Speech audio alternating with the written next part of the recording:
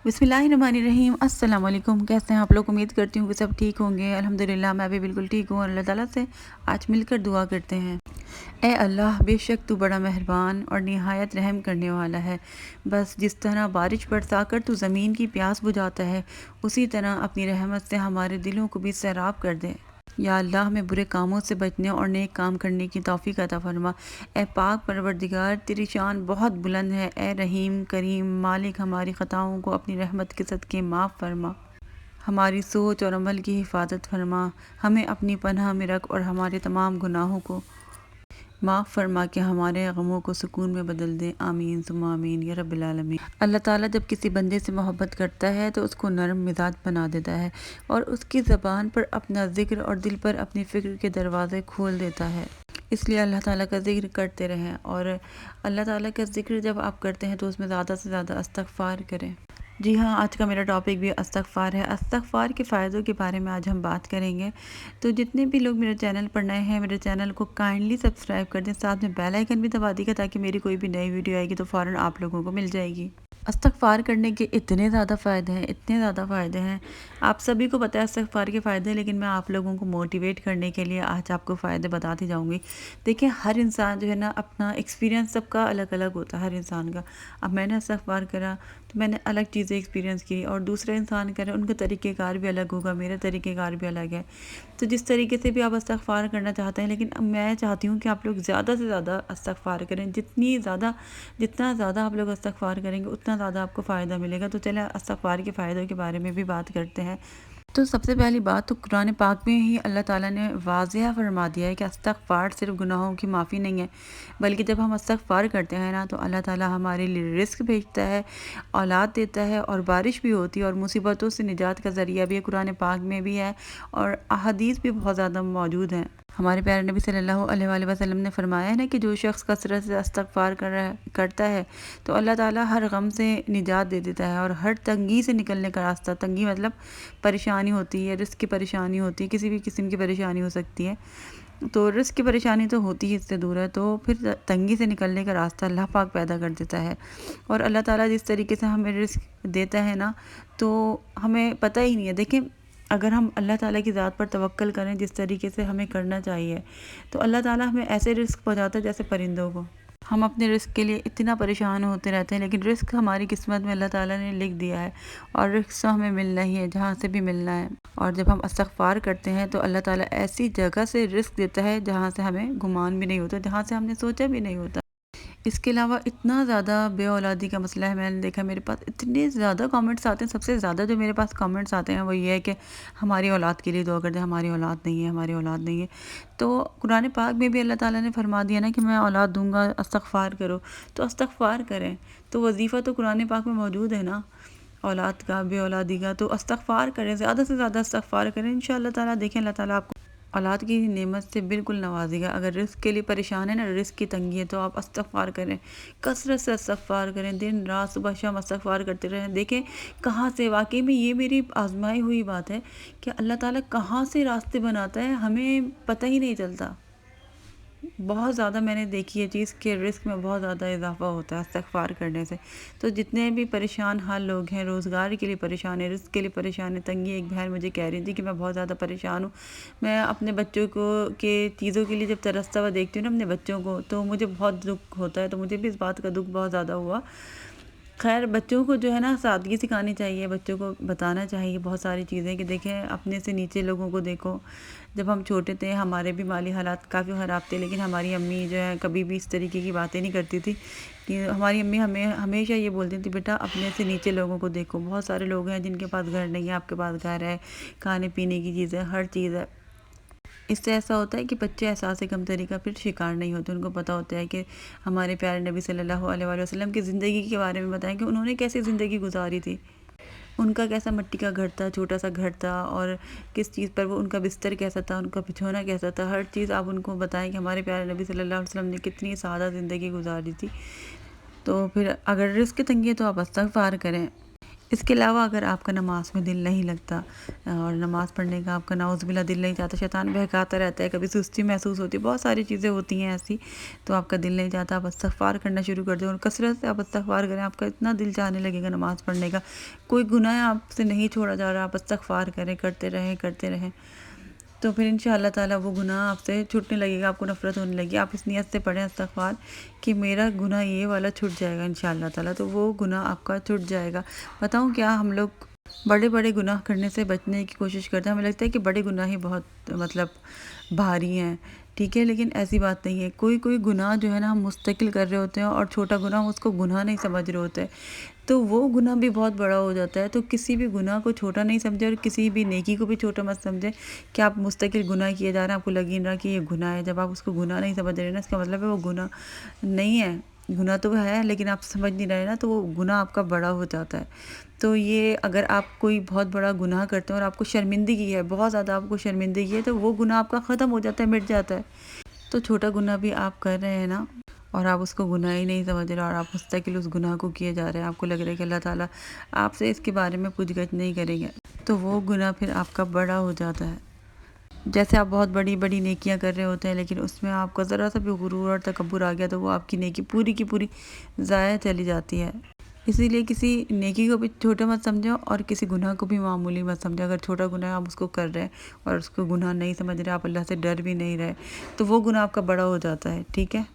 اس کے علاوہ ہمارے گناہ معاف ہو جاتے ہیں، اللہ تعالیٰ ہمارے گناہوں کو معاف کرتے ہیں۔ انسان جو ہے نا خطا کا پتلا، اس سے گناہ ہوتے رہتے ہیں، ہم انسان جو ہے نا ہمیں بھولنے کی عادت بہت ہوتی ہے، ابھی ہم نے گناہ کیا اور ہم اللہ تعالیٰ سے معافی مانگ رہے ہیں شدت کے ساتھ اور ہم سوچتے ہیں کہ اب ہم یہ گناہ نہیں کریں گے، یا پھر ہمارے ساتھ کوئی بری چیز لائف میں ہو جاتی ہے، ہم اللہ تعالیٰ سے توبہ کر لیتے ہیں کہ اللہ تعالیٰ ہم اب گناہ نہیں کریں گے، اب ہم یہ چیز نہیں کریں گے، لیکن تھوڑے دنوں بعد ہم بھول جاتے ہیں، ہمارے دماغ سے نکل جاتی ہے نا، سلپ ہو جاتی ہے بالکل ہمارے مائنڈ سے وہ چیز، اور پھر ہم دوبارہ سے وہی گناہ میں لگ جاتے ہیں کرنے میں اور ہم مستقل وہ گناہ کرتے رہتے ہیں۔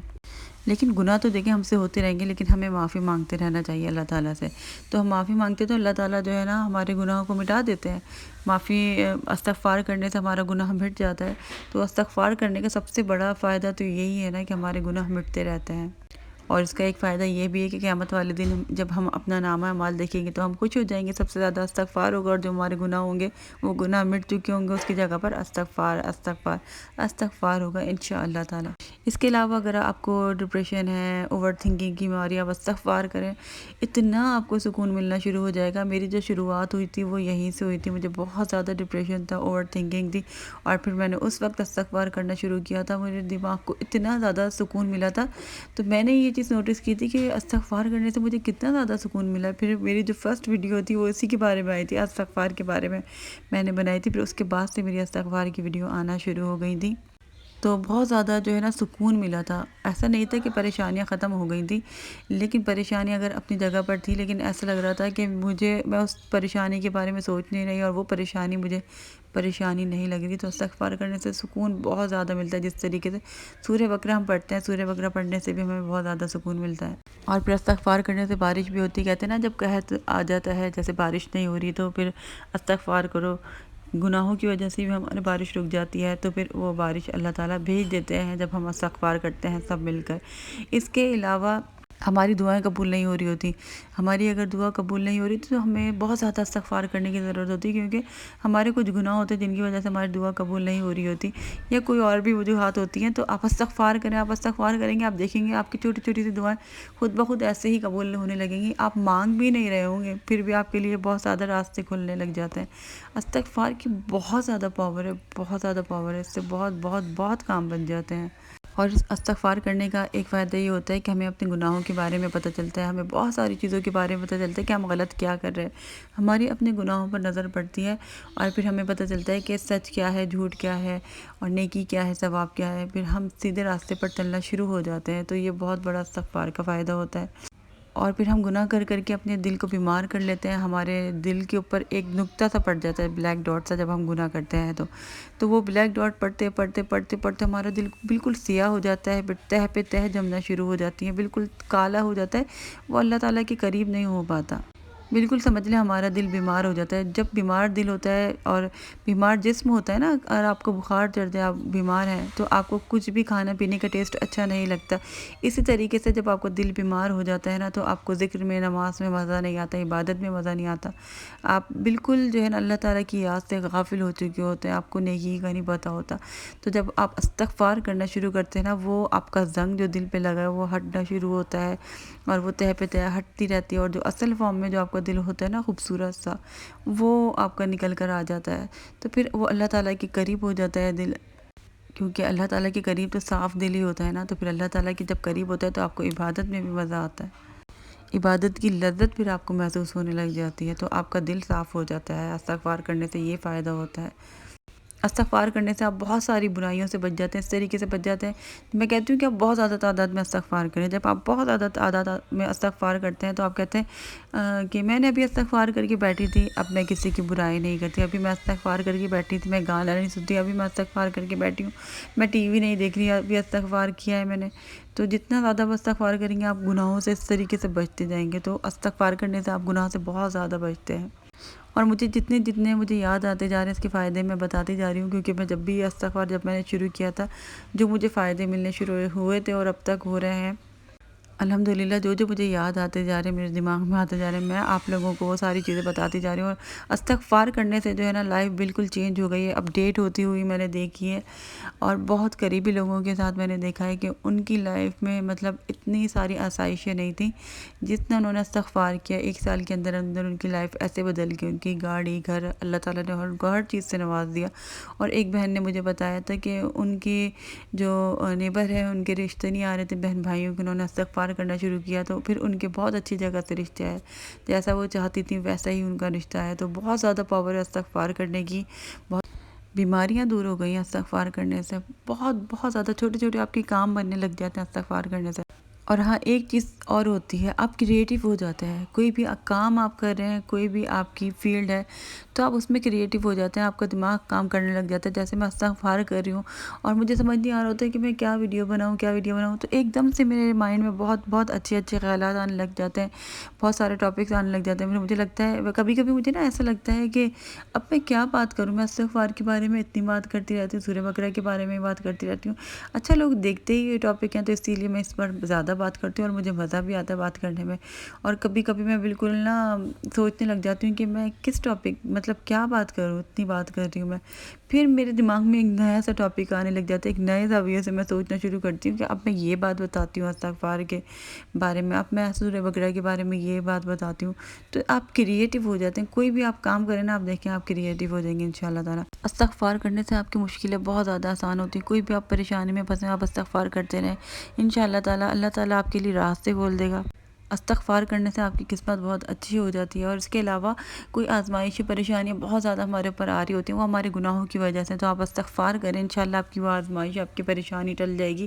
آپ کی راہ میں رکاوٹ ہے، کوئی کام آپ کرنا چاہ رہے ہیں، آپ کے کام نہیں بن رہے نا، تو پھر آپ استغفار کریں، تو پھر جتنا زیادہ آپ استغفار کریں گے تو پھر انشاءاللہ تعالیٰ آپ کی جو رکاوٹ ہے نا وہ بھی ہٹنا شروع ہو جائیں گی، خود بخود ہی آپ دیکھیں گے ساری چیزیں۔ تو استغفار کرنے کے بہت بہت بہت بہت زیادہ فائدے ہیں، میں کتنے زیادہ آپ کو فائدے بتاؤں آپ لوگوں کو۔ حضرت حسن بصری کا واقعہ تو یاد ہی ہوگا نا، کہ انہوں نے 3 لوگوں کو استغفار کے بارے میں بتایا تھا، انہوں نے الگ الگ اپنی شکایتیں کی تھیں۔ کسی نے کہا تھا کہ اولاد کا مسئلہ ہے، کسی نے کہا تھا قحط ہے، بارش کا مسئلہ ہے، کسی نے کہا تھا کہ رزق کا مسئلہ ہے، تو انہوں نے تینوں کو یہی کہا تھا کہ استغفار پڑھو، استغفار پڑھو، استغفار پڑھو۔ لیکن استغفار بھی جب آپ کریں نا بالکل صحیح طریقے سے کریں، صحیح طریقے سے کس طریقے سے، صرف زبان سے نہیں بلکہ آپ دل سے بھی جو ہے نا شرمندہ ہوں اپنے گناہوں پر، جو آپ نے گناہ کیے ہیں۔ آپ کو لوگوں کو نا ایک طریقے کار بتاتی ہوں کہ جب بھی آپ استغفار کریں، جیسے ہم لوگ استغفار کر رہے ہو تو میرے دماغ میں نا الگ الگ سے طریقے آتے رہتے ہیں۔ جیسے آپ استغفار کریں تو آپ کا کوئی ایسا گناہ، ہمیں پتہ ہوتا ہے کہ ہم نے ایک گناہ کیا ہے، تو اس گناہ کے بارے میں آپ دن بھر سوچیں، اور اس کے بارے میں دن بھر آپ استغفار کرتے رہیں۔ ہر دن میں اپنا کوئی گناہ آپ چن لیں اور اس کے بارے میں آپ استغفار کرتے رہیں، شرمندہ ہوتے رہیں، انشاءاللہ تعالیٰ اللہ پاک معاف کر دیں گے، اور آپ کی پریشانیاں بھی دور ہوں گی، آپ کے اوپر رحمتیں بھی نازل ہوں گی، اور آپ کی دعائیں بھی انشاءاللہ تعالیٰ ضرور قبول ہوں گی۔ تو میرا آج کا ولاگ یہیں تک تھا، امید کرتی ہوں کہ آپ سب کو پسند آیا ہوگا۔ پسند آیا ہو تو میری ویڈیو کو لائک کر دیے گا، کامنٹ کر دیے گا، شیئر کر دیے گا، سبسکرائب کر دیے گا، مجھے دعا میں یاد رکھیے گا۔ تب تک کے لیے اللہ حافظ۔